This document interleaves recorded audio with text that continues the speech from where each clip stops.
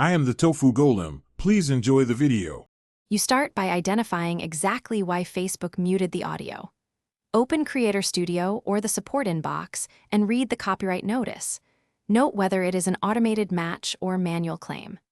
Once done, download the original video file and collect any licenses, receipts, or raw session files that prove you own or license the material. Make sure to timestamp the muted segment and document where the content originally came from, so you have evidence ready for the dispute form.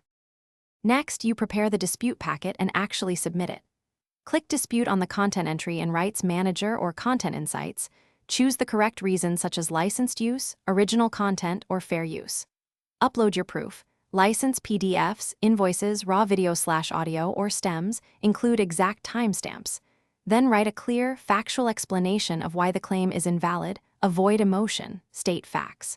Once submitted, Facebook will review. Expect an automatic response, then a human review window. Finally, you follow up actively until this is resolved. Check the claim status daily and respond quickly if Facebook requests more evidence. Provide any additional stems or purchase records. If the dispute is denied, you can ask for a human review or, if appropriate, file a counter notice. Understand legal risks before doing so. If all else fails, re-export the video replacing or removing the claimed audio and re-upload. This quick workaround often restores visibility while you continue appeals. Thanks for watching. Consider subscribing if we helped you today.